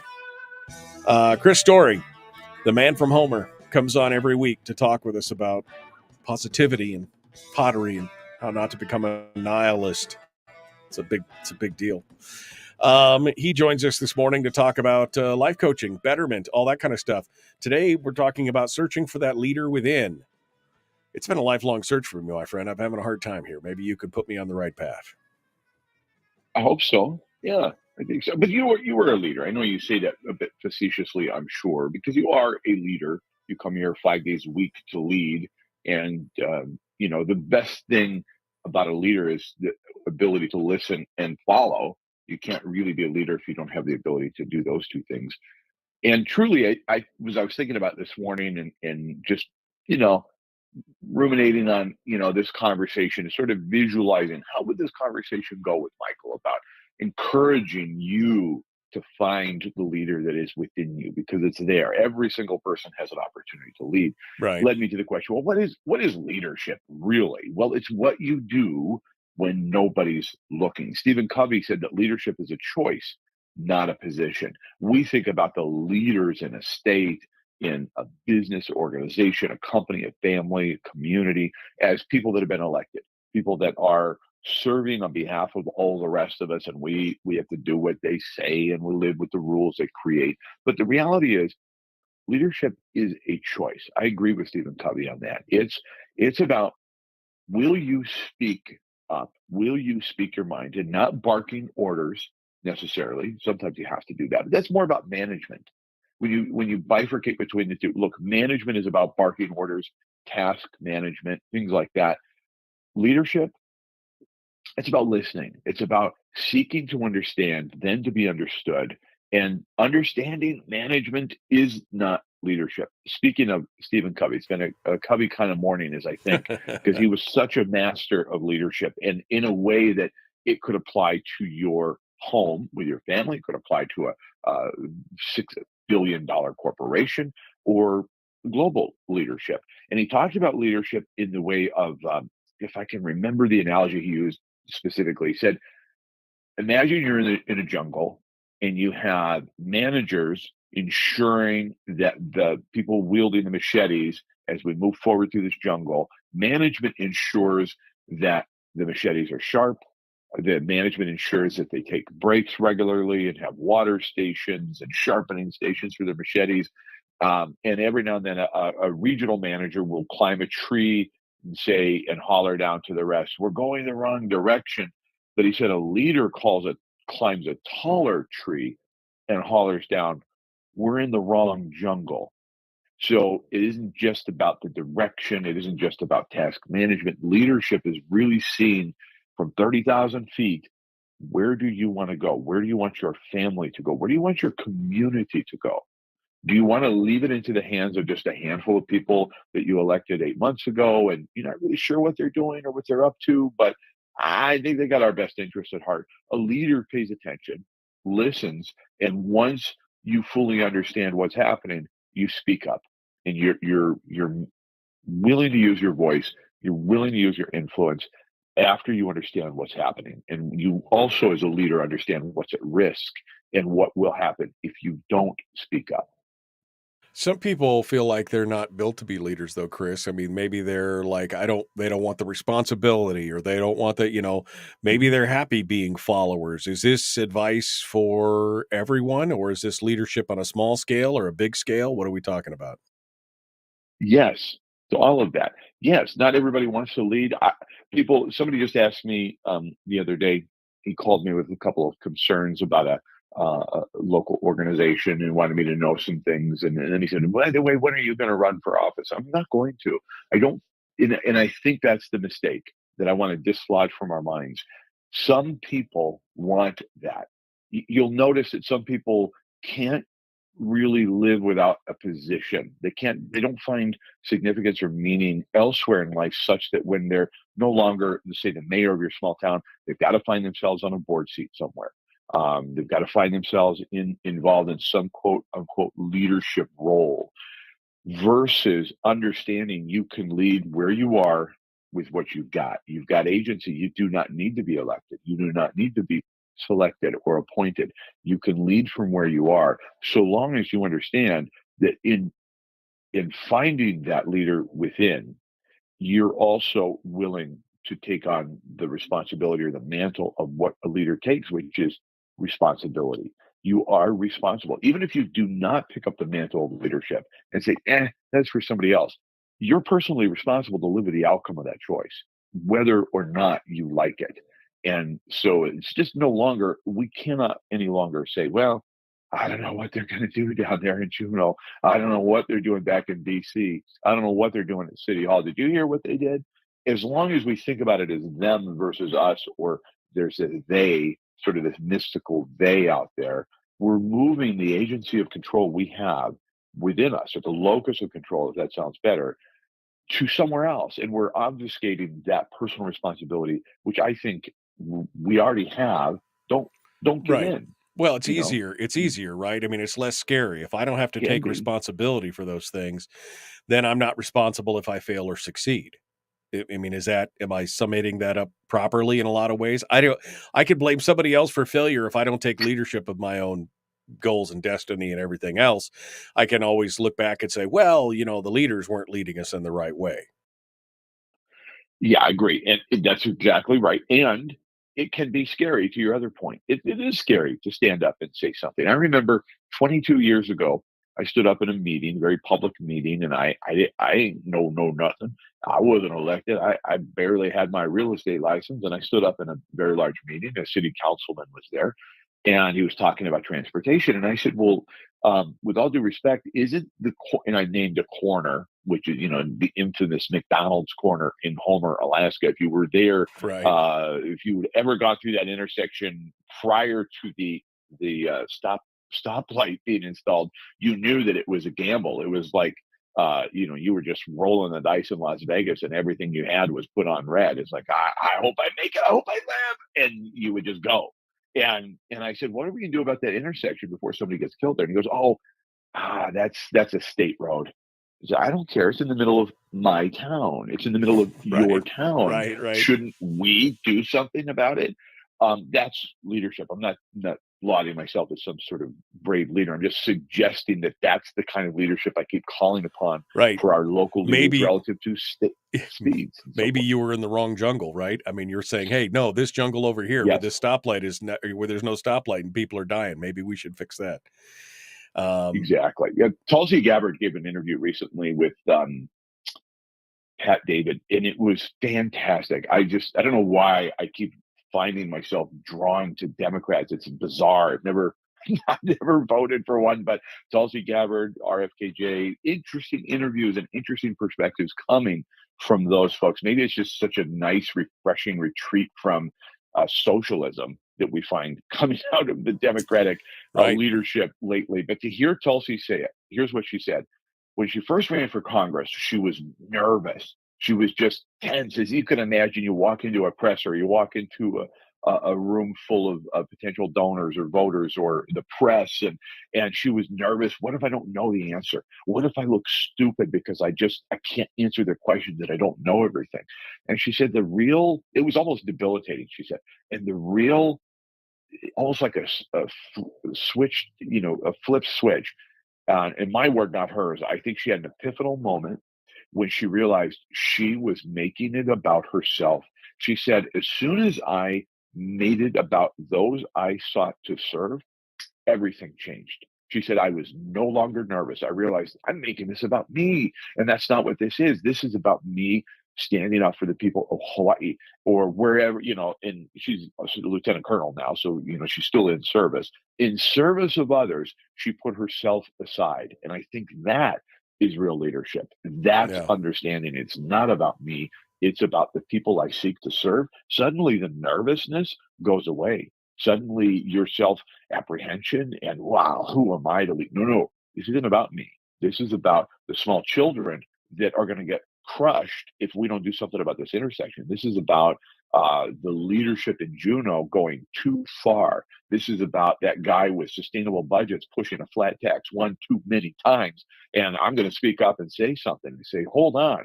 We don't put more gas in a vehicle that's going the wrong direction. We got to stop them change direction. Then we'll talk about giving them some more gas. Oh, That's leadership. we should have a discussion about that. I would find your solutions to that fascinating.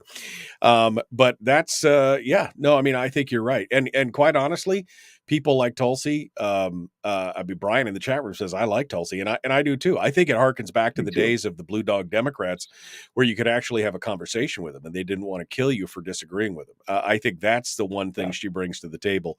We may not agree on everything, but she does have some good ideas, and even those things you don't agree with, she doesn't want to burn your house down because you told her you think she's wrong. Right. And I guess that, and what's stopping you? I mean, what's stopping you from becoming a Tulsi Gabbard or a leader that we look up to, somebody, Elon Musk, who's leading the world, ironically, as a South African, leading the free thought movement, leading free speech, leading the green movement in many ways. I mean, he's such a leader who stood up and said, I can do this. I can solve this problem. And he's almost a de facto leader who's never been elected. He's not been selected. He probably doesn't think of himself in that regard relative to anybody that doesn't work for him. Right. But he is. He's setting a trend, and people are going to follow suit because he's making it possible to stand up and say, you know what? I mean, I like what you say, but you have the right to say it. That's leadership. And you can do this at home, school, work, your small community, your subdivision. I take ownership in my subdivision. I had a conversation with a guy who's speeding too fast and his kids speeding too fast. And I sat him down and I said, look, and I said it down as though I'm elected. I'm not anybody. I was like, you need to slow down. You're going to hurt somebody. It's like, this is just ownership and agency within your community. Again, it could be as simple as your neighborhood. We're having this huge conversation nationwide, probably globally, but nationwide, about a housing shortage and an Airbnb and VRBO. How are these components fitting into our community? And they're displacing families? And look, you have a voice and an opinion that matters. Before you show up and start screaming at these meetings, or before you start penning your letters to the editor, listen. So I think, tactically speaking, how do we contact the leader within and affect it? Listen. Seek first to understand before you jackjaw.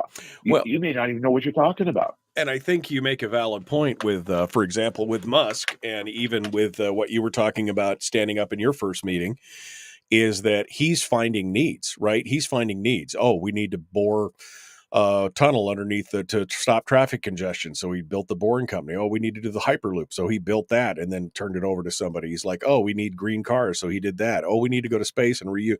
So he's finding a need and filling a need, just like you were finding a need of, we need people not to die on this road. We should talk about it, even though it may not be your purview. Let's at least discuss it. It's finding that need and filling it. So it's almost like the capitalism of leadership, right? You got to find that need and find a way to address it and attract it. That's how you're going to find it. Is you got to find, what can you do? What are the solutions for some of the problems out there? And that's such an extreme example, because he's worth $160 billion, et cetera. But what about just starting where you are with what you've got and employing your superpower, which is curiosity? Okay, we'll break that in common with Elon. Sure, break it down for us then. We got the last 3 minutes here. Go ahead and break it down. How do we get started in finding our inner leader? I think I would go back to listening first, seek first to understand before you understood, and then employing your superpower of curiosity. You understand this as an interviewer and a journalist probably better than anybody, that when I interview somebody, I'm actually there to learn.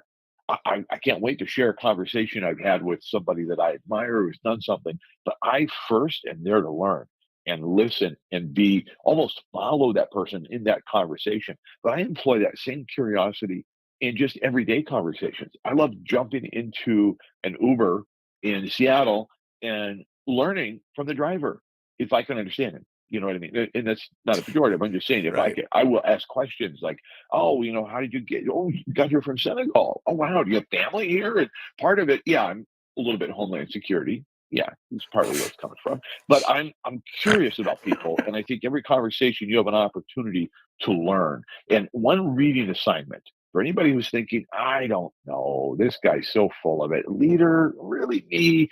Read How to Win Friends and Influence People by Dale Carnegie, and understand that you are a leader. You have the ability to get in rapport and build relationships right where you are. You can build a coalition of people who can make a difference. And you might not even be pointed out as the leader, but you know you'll have a role in leading a group of people, even if it's just introductions, even if it's just forming the first facet of the conversation and turning it over, letting people manage it from there.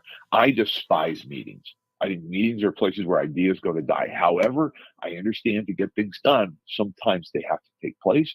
Doesn't mean I have to be at every one, but I could maybe have some influence on where the meeting ultimately will try to take us, or where the groups that are going to meet. What's the outcome we're looking for? What are we seeking? So you don't have to just think about, oh my God, if I run for my town council or assembly, I could have to read 400 pages of this malarkey every 2 weeks and show what if I don't know what they're talking about? What if and you have this established group, just like you do in the deep state, you have employees that are there, but you know what? They're there to help you. I think if you turn that around and say, look, if I show up as a leader that doesn't have a lot of experience, I've got a whole group of people here that can help me. You don't defer to them on the decision making, but you can learn from them, and you can really, with curiosity, expedite that leadership and discover, even if you do not want to become elected, you're still a leader, and we will follow you. So where are you taking us? I love that question, by the way, because I have run for office. I have held elected office, but I do get that question occasionally. People said, well, when are you going to run for whatever? And my question to them always these days is, well, when are you? Because, that I've done my turn. When are you going to do it? And so I think that puts the shoe back on the other foot. If people are willing to step in and step up, that's maybe when they find their inner leader right there to begin with. Chris Story, the man from Homer. You could find him at ilovehomeralaska.com. He's got a plethora of books for you to read, including Born to Live, The Backyard Millionaire, his works of fiction, including The Making of Man, and his latest, The Watchman, which is coming out here next month. We're going to talk with him about that, too, when it comes down to it. And I would like to talk to you a little bit about your solution, since you're lambasting Brad. I'd love to hear what you have to say. Lambast him about. I'd like to see what your solution is to that being thing. I would love to hear that. Chris Story, the man from Homer. Thank you, my friend. I appreciate it. My pleasure. Thank you, Michael. Hold the line, folks. We're out of time. We got more coming up. The Michael Dukes Show, Common Sense Radio. Streaming live every weekday morning on Facebook Live and MichaelDukesShow.com. Okay, Chris Story with us one final thought. I mean, I don't know. What do you think? I know you're saying no flat tax, but everybody's being taxed already. What's your you got a hot take for me, or you want to wait till you want to do it next week? You want to come in and give us some advice before? I mean, what do you think? Being happy to talk about it. I think it's very similar to what we're talking about. I don't see it any different. I'm a leader. You're a leader in this conversation. We all are leaders, and if we defer to class warfare and just assume that, oh my goodness, this permanent fund is permanent and can never be changed. And I agree with you. The premise of what you continually say about the topic is, this is constitutionally protected. This is how it's supposed to be. We're playing ever since the Unity ticket, Walker. Now suddenly, once the strong box was opened, it's never going to close again. So I agree with you that is wrong and it shouldn't be used. But the solution is not to pour more gas into the tank because they're siphoning it out over here. Okay. It's suspending. So how many times do you have to say it, Michael? Well, I mean, spending. Chris, I've been saying it for this will be 25 years. I'm coming up on 25 years, and I've been saying the same thing for 25 years. We have a spending problem in this state. And I've come to the conclusion. Wait just a second. I've come to the conclusion in the last couple of years that while what I've been saying makes good common sense and is right and true, there's not enough people who believe in the same thing that I believe. So where do we go from there? You continue to talk about it. So we're not going to stop talking about it. Yeah, no, we're not going to stop talking about it. But if that is the truth, if the truth is there's not enough political will to make those cuts. And I think you would agree, based on everything we got going on right now, there is no political will to cut the size and scope of government. What is the solution beyond that? If our preferred solution won't work, what do we do? Do we keep repeating insanity, or what do we do? And it's easy for me to say these things because I'm not the ones looking across the desk to say, oh, by the way, I'm cutting your program. Right. I'm cutting your budget. But I'll go back to something. My father used to run a pretty large organization, and he had a zero baseline budgeting approach. And every year he zeroed your budget out. And you had to come back and defend and build your budget from the ground up every year. There was no carryover. And you had to just, and he said, if you don't make cuts, I will for you. And I think that's what we need, is we need a real understanding. I honestly, Michael, do not know what it would take to run this state of 720, 25, 50,000, whatever we are. I don't know what the $1 billion mark is. I really don't. But I think it can be got to.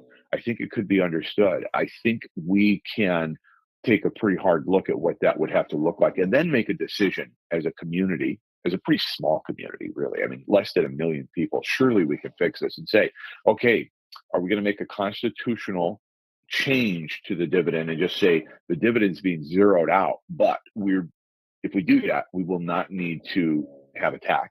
But how long can we live with that promise? Well, again, because government grows by $150 million every year if we did nothing else. So if you take all the dividend and then say there will be no tax, then what do you do? I mean, that's the problem. I mean, how do we get our leadership to start breathing encouragement and growth into our communities? Would Ron DeSantis sit here and have this constant food fight? Or would Ron DeSantis help build and lead a state towards prosperity and away from overspending, and forget about the food fight of give me my full dividend? Okay, well, what if we have what if it continues to dribble down to, I remember getting a full dividend when I was a kid, it was $300. Based on whatever the percentage was. I mean, there's no guarantee it's going to be 5,000. No, but it is based on a formula. That $300 formula was the same formula that gave you a $4,000 dividend here a few years ago, or $3,800 or whatever it was. So again, equity should be, if it's anyway, fair enough. We're out of time. Ben Carpenter says something. I think Ben Carpenter says something that's very important to what we were talking about here.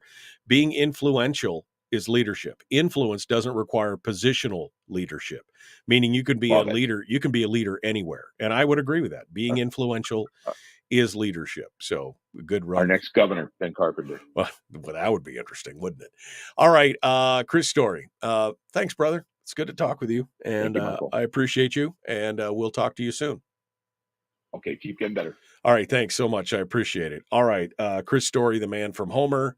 I forgot to turn the phones on because I was busy talking to Chris. So let's turn the phones on real quick and get the phone lines open, and we'll see what you guys have to say. The Michael Dukes Show, common sense, liberty-based, free thinking radio. Here we go. No, we're 30 seconds out. Oh, I see. We had another. Well, good. I got time to turn the phones on. I was confused for a second. Too much Sudafed on board. I'm going to keep blaming that. It's not me. It's the medicine. Okay. All right. Phone lines are now open. We are ready to go. Let's get to it. Common sense, liberty-based, free thinking radio. Here we go.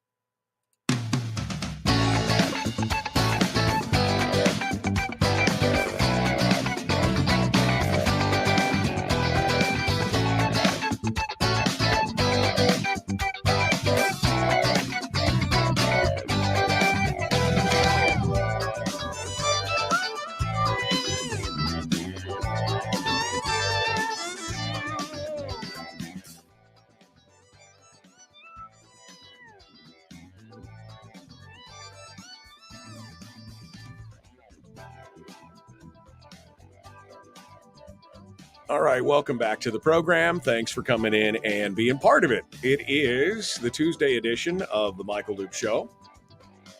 Just finished up with Chris Story. Love those conversations with him. They're for me more than you, I think, at this point. All right, let's get things ready to rock and roll. I've gone ahead and I've opened up the phone lines. Phone lines are now open. And you can feel free to call in this morning and tell me how wrong I am, I guess, if you'd like. 907-433-3150. 907-433-3150. But if you do tell me I'm wrong, I'd like you to have an alternative answer to how we fix it. I'd love to hear that. Special thanks, by the way, to our friends over there at Satellite West, from Kaktovik to Ketchikan, from Kenai to Cooper Landing. It's wherever you are in the state, Satellite West has got the connectivity and the tools to make sure that you stay connected. Text messages, emails, telephone calls, internet, whatever it is, they've got it all over there. SatelliteWest.com, you can find them. All right, let's go over to the phones, and we'll see what you guys have to say. First things first, and we'll take it up a notch. Good morning. Who's this? Where are you calling from? Good morning. This is Al from Fairbanks. Good morning, Al. What's on your mind, sir? Oh, well, listening to the show these last couple of weeks, if I learned anything listening to the show over the years, that the cost of education to Alaska doesn't reflect our scores or how well educated our children are. So I'm curious as why that you criticize the governor when he vetoes the education budget by a great sum, that you don't like that. I never said I criticized. I never criticized the governor for vetoing, and I thought that was a bold move. I would have been happy if he'd vetoed the entire thing. Have you been listening to the same show that I have? Yeah. Well, I guess the point you criticize him is he won't talk about it, and I'm curious. I guess the real question is why does he have to come out and give a reason why he vetoes something or not? Well, I mean, first of all, historically, that's always what's happened. Is the governor's come out, he's explained his vetoes and given us some room. I guess my main criticism of the governor is that he has not been communicative to the people for quite a long time. He hasn't told them what his overall plan is. I mean, a leader is supposed to kind of lay out a vision of where they're going and why they're doing things. I was not critical. I didn't even care so much that he vetoed all these extra capital projects, even though it looked like they were being targeted for people who said no to the budget. I just wanted an explanation. I mean, I'm not mad about it. I'm happy. I guess if I was mad about anything is the fact that he didn't veto more. I don't know how you would come away with the fact thinking that I was upset with the governor for vetoing anything. I mean, he should be able to veto whatever. I just want to have a little bit more communication wouldn't it be nice for him to tell you exactly what his plan is, or are you just happily going along and it's all good and he doesn't have to talk to you or tell you anything? Well, no, you can get involved with the governor and talk to him. When you get a chance, it's not every day you can pick up the phone and talk to him, but I think he communicates very well. He hasn't had, look, Al, didn't need an explanation. Look, Al, he hasn't had a public press conference where he's taken questions from anybody since April. Okay. We're almost to July. Since April, he hasn't come out. He has not appeared on this program in over a year. I've asked him multiple times. I've asked him through his press secretary, through his community outreach director. I've reached out through multiple channels. He hasn't been on this program, I don't think, in over a year. It's been since he's been on the program. And he said he would be happy to come on every 6 to 8 weeks to at least address something or other. I mean, that's just my criticism is not for what he did in his actions. My criticism is that he should be coming back and engaging the people that supported him, that voted for him, that talked to him, that just want to know what his thoughts are, where he's going. I don't think that's too much to ask. I guess I must be somebody different because, I get some direction from him. I go to different meetings where he's attended and gives us direction, and his staff and commissioners and whatever. And, my small world of what I'm interested in, I get really good insight on to where the governor wants to go with the state. Well, great. On those issues, it's fantastic. I'm talking about the overall fiscal picture of the state. I'm talking about the overall goal and the overall direction that the state's going, especially since he agreed well, I thought to he come gave on his budget plan to the legislature, and that was his vision. And, once it leaves his hands and goes to the legislature, it's in their hands. Yeah, but Al, again, so it's a two-way deal, but you got an idea where he wanted to go budget-wise when he submitted his budget to the legislature. So he just sends it out, no commentary, no nothing else. His people do the thing, and you're all okay. And that's fine. I guess if you're okay with that, that's fine. I'm not. I am not, I'm not okay with it. I'm not okay with the choices we had today for whatever tax we'd like to have imposed upon ourselves. Well, I'm with you. I'm with you on that 100%. I'm just saying I would be sure nice if we had a little bit more communication from the leader of the state of Alaska. He is in the paramount position there. It would be a little nice if he would engage with the people and talk. I mean, it doesn't have to be talking to me. He could just be doing his Facebook Live things that he did there for a while. Those were great. Those gave us an idea of the direction he was going, of what he was thinking. I just find it frustrating that he is completely radio silent about this stuff, just throws the stuff out there, doesn't have the standard press conference, doesn't answer questions, doesn't do that. I just find it irritating more than anything else that we don't have an idea of what his thoughts are or where he's going. He's supposed to be leading us. Well, I can see that point too. So okay, I'll let somebody else get on there. Thanks, I just thought I'd throw that out there today for you, Michael. I appreciate it. Well, I'm glad I could straighten you out on the whole I was supportive or not supportive of the vetoes. I mean, I don't know which program you were listening to. I was definitely happy with the vetoes. All right, let's go over here. Good morning. Who's this? Where are you calling from? Michael, it's Bull in Fairbanks. How you doing today? Good, Bull. What's on your mind, sir?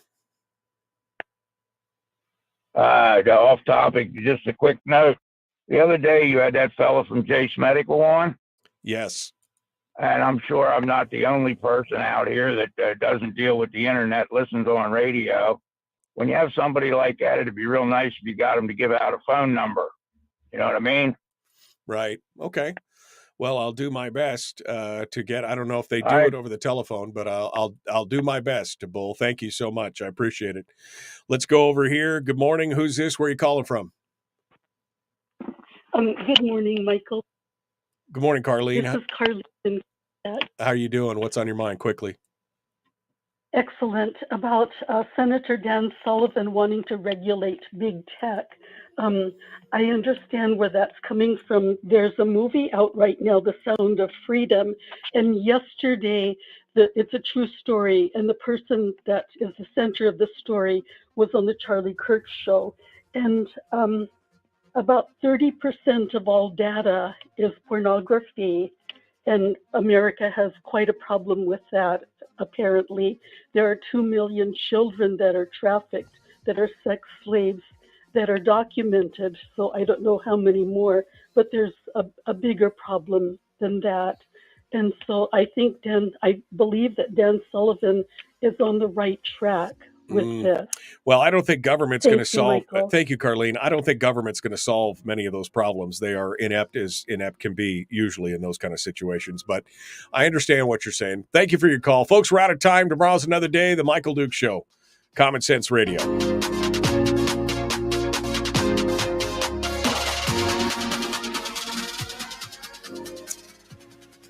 All right, folks. Well, another beautiful day in paradise. I'm going to go out there and try and make the world my own. Make the world my oyster. Appreciate you guys being part of it today. Thank you for coming on board. He came in once during campaign. He did not come in once during campaign season. I tried to get him on.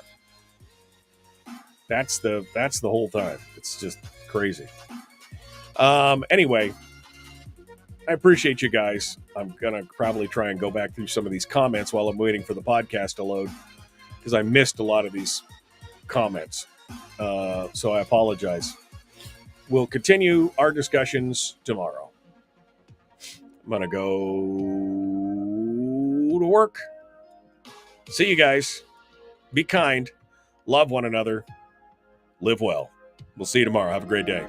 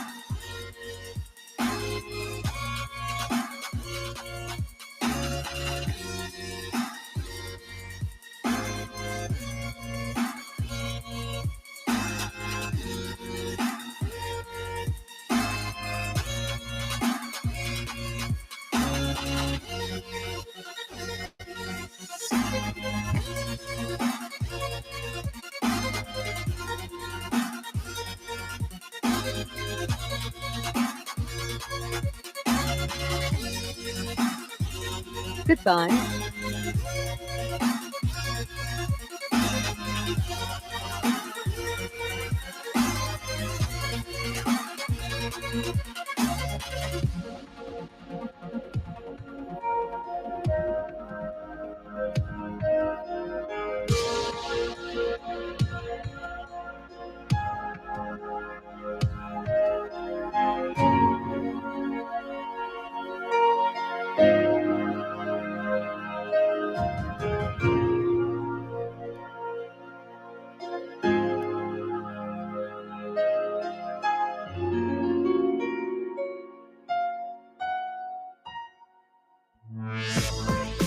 We've shed our terrestrial radio skin, and now we are slimy lizard internet people.